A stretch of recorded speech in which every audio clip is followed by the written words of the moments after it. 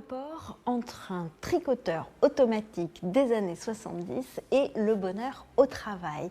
Eh bien, c'est dans Mode d'emploi, je vous propose d'y répondre par l'innovation sociale.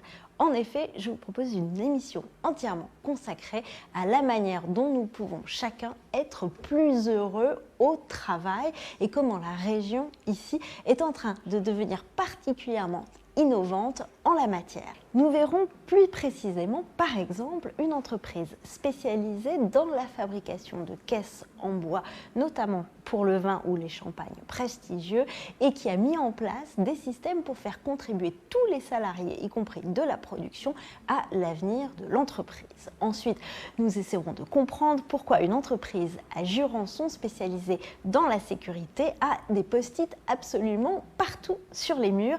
Les lumières sur la Tour Eiffel, c'est eux, une petite entreprise d'une trentaine de salariés installée à Jurançon et habituellement spécialisée dans des systèmes de sécurité pour sauver des vies. C'est un peu moins glamour que la Tour Eiffel, bien sûr. Par contre, bien, la Tour Eiffel, effectivement, elle est équipée de flashs d'alerte qui ont été détournés de leur usage. Ces flashs qu'on retrouve souvent dans des tunnels pour guider les gens en cas d'incendie au sein des tunnels, dans des parkings aussi, puisqu'il s'agit de la même problématique pour arriver à guider les gens en cas d'enfumage complet d'un parking.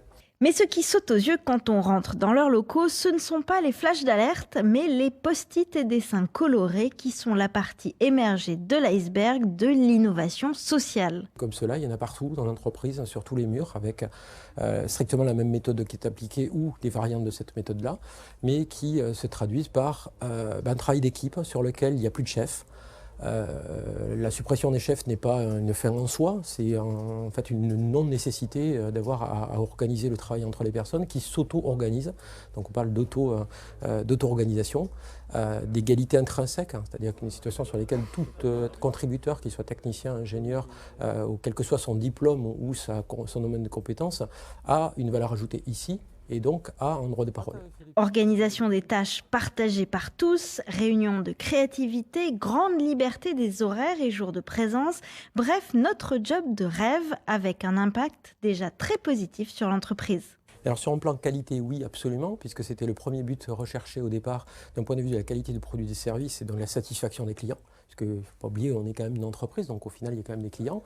Et donc, c'est la première constat, est effectivement une plus grande rapidité à obtenir des résultats auprès des clients, et non pas des résultats en termes pécuniaires, puisqu'effectivement, il y a une notion économique, certes, mais plus sur le plan de la satisfaction de la réalisation, au sens des services rendus et de la plus grande sérénité autour d'un système de sécurité. Un bonheur au travail qui devrait donc permettre le bonheur de tous.